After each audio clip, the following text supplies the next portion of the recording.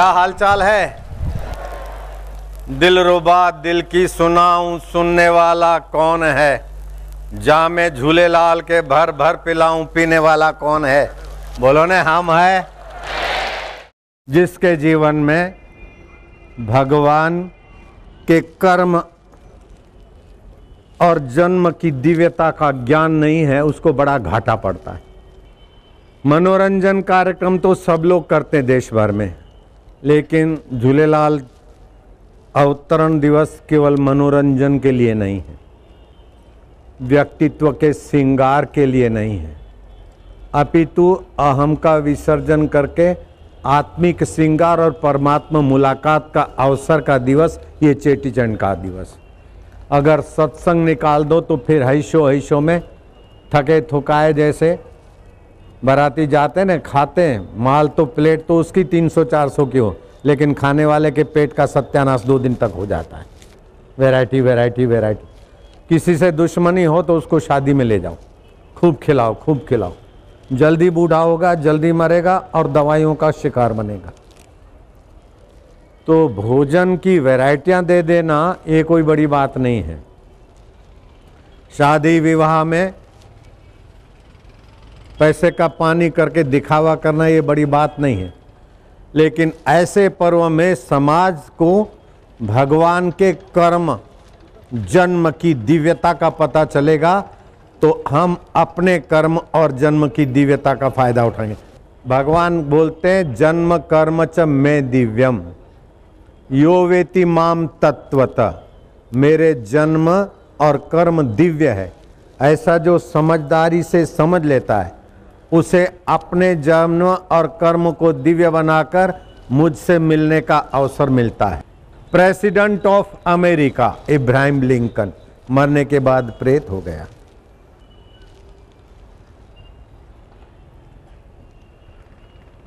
Italy का राजा Mussolini मरने के बाद प्रेत होकर झील के किनारे भटक रहा है। तो कोई मरने के बाद बैल हो जाता है। मनुष्य जीवन में तुम कितनी बड़ी अटालिका में जीते हो या कितना बढ़िया मकान और कितने ज़्यादा पैसे हैं, उसका महत्व नहीं है। कम पैसे और कम मकान में रहते हो, इसका महत्व नहीं। मरने के बाद आपके कर्म दिव्य हैं तो आप अपनी दिव्यता को पाएंगे। अगर आपके कर्म साधारण हुए, उद्देश्य साधारण हुआ, तो साधारण जीव की योनि में जाओगे। तो मैं इसलिए 10 बार धन्यवाद देता हूँ कि केवल सिंधी समाज नहीं, सभी समाजों के कर्म और जन्म दिव्य हो जाए ताकि अपनी दिव्यता को पालें। दिव्य किसे कहते हैं? जो चमचम चमके वो तो लाइटिंग होता है। दिव्य किसे बोलते हैं? जो लौकिक तराजू में न तुले और ब्रह्म ज्ञान की पराकाष्ठा पे न हो, उन दोनों से विलक्षण, समझ में न आए लेकिन सारी समझों के सार की समझ आ जाए, उसको बोलते हैं दिव्य। आजकल दिव्य शब्द तो कोई भी लिख देता है, लेकिन दिव्य वो जो लौकिक मापतोल में ना आए और निराकार ब्रह्म की स्थिति में नहीं, उससे विलक्षण लक्षण जिसमें प्रकट हो जाए, उसको बोलते दिव्य। तो भगवान बोलते जन्म कर्म च में दिव्य। साधारण आदमी कर्म बंधन से जैसे धरती पे आता है, ऐसे मैं कर्म बंधन से नहीं आता हूँ, परहित के लिए आ जाता हूँ। साधारण आदमी जैसा जन्म लेता है ऐसा मैं जन्म नहीं लेता हूँ, मैं दिव्यता से जन्म लेता हूँ। तो जन्म मेरा दिव्य और मेरे कर्म दिव्य ऐसा जानेगा तो उसको पता चलेगा कि मैं भी जन्म कर्म दिव्य की संतान हूँ। आप जिसकी संतान हो उसकी स्मृति आ जाए तो जैसा बाप ऐसा बेटा, जैसा बड़ ऐसा टेटा। तो ये आत्मा वास्तविक में तुम्हारा आत्मा, उसके कर्म और जन्म दिव्य है, लेकिन गलती से तुम अपने को शरीर मानते हो। शरीर बीमार हुआ तो निगुरा बोलता है मैं बीमार हो गया, मन में दुख आया तो निगुरा बोलता है मैं दुखी हूँ। लेकिन सत्संग के द्वारा अपनी दिव्यता का पता चलेगा तो शरीर की बीमारी दूर तो करेगा, लेकिन मैं बीमार नहीं। मेरा गोड्डे में दर्द है, मुझ में दर्द नहीं है। मेरे पेट में दर्द है, सिर में दर्द है, शरीर में बीमारी है, मुझ में नहीं है। तो ये आप दिव्यता का प्रकाश पाओगे। इससे आपकी बीमारी आपको दबोचेगी नहीं। मन में दुख आया निगुरा मनोरंजन वाला बोलेगा यार मैं बड़ा दुखी हूं, आई हैव वेरी टेंशन। अरे मूर्ख, टेंशन तुझे हो ही नहीं सकता। टेंशन है, तनाव है तो मन में है, और मन में तनाव क्यों है कि जगत को सच्चा मानता है और अपनी दिव्यता के ऊपर अज्ञान का पर्दा लगाए। बोलो ओम नमो भगवते वासुदेवाय। सदैव प्रसन्न रहना ईश्वर की सर्वोपरि भक्ति है।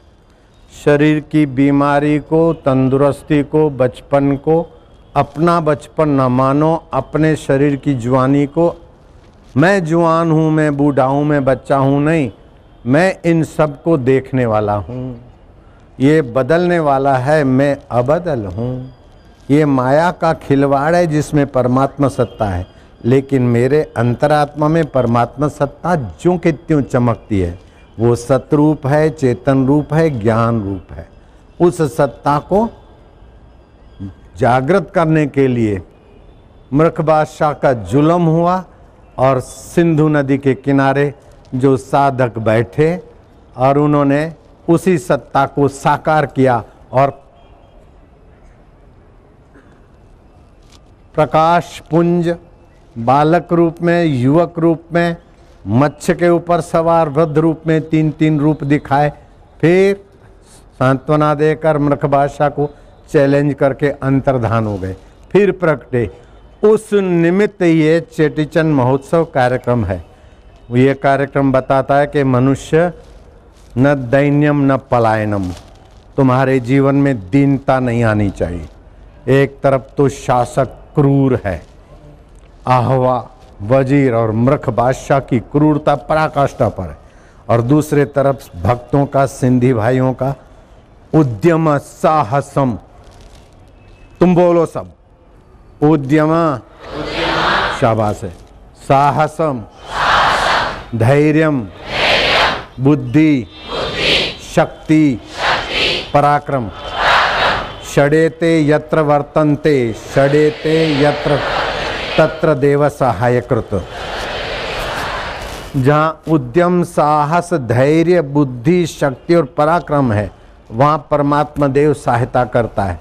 फिर झूलेलाल के अवतार के रूप में प्रकट होता है, कृष्ण के अवतार के रूप में प्रकट होता है, अथवा तो द्रौपदी के साड़ियों में प्रवेश होकर साड़ी अवतार, प्रवेश अवतार, अथवा तो प्रहलाद की महिमा बताने के लिए नरसिंह अवतार, अथवा तो वराह अवतार। ये अवतरण भगवान का बताता है कि मानव तुझे नहीं याद है, तू ब्रह्म का ही अंश है, कुल गोत्र तेरा ब्रह्म है, सद ब्रह्म का तू वंशज है, तू भगवान का वंशज है। हाड़ मास शरीर तू नहीं है, दुखी सुखी होने वाला मन तू नहीं है, राग द्वेष से भरी हुई बुद्धि तू नहीं है, बीमारी और हाड़ मास से उलझा हुआ तन तू नहीं है, तू अमर आत्मा है। इसीलिए झूलेलाल भगवान का एक नाम है अमरलाल। तो अमरलाल की संतान भी अमर हो। मरने वाले शरीर तुम थे नहीं, हो नहीं और रहेगा नहीं, लेकिन अमर आत्मा तुम पहले थे, अब भी हो और बाद में रहोगे। बचपन मर गया, तुम मरे क्या? हाँ या ना में जवाब दो। दुख मर गए, तुम मरे क्या? सुख मरे, तुम मरे क्या? हरीफ मरे, तुम मरे क्या? प्रशंसक मरे, तुम मरे क्या? यादाश्त मरी, तुम मरे क्या? सुनने की शक्ति मरी, तुम मरे क्या? देखने की शक्ति मरी, तुम मरे क्या? चखने, भोगने, खाने की शक्ति मरी, तुम मरे क्या? शरीर मरने के बाद भी तुम नहीं मरते। इसी को बोलते हैं आदि सत्य, जुगात सत्य, है भी सत्य, नानक हो से भी सत्य। तो तुम सत्य स्वरूप परमात्मा के वंशज हो। तो मैं फिर से इस आयोजन समिति को शाबाश दूंगा, धन्यवाद दूंगा कि लाफिंग प्रोग्राम, फलाना प्रोग्राम, ये सब प्रोग्राम तो देश भर में, विश्व भर में लोग करते रहते हैं, लेकिन इन प्रोग्रामों का उद्देश्य मारा जाता है। प्रोग्रामों का उद्देश्य है कि मानव अपनी चैतन्य स्वभाव की प्राप्ति करे, दुख सुख के सिर पर पैर रख दे।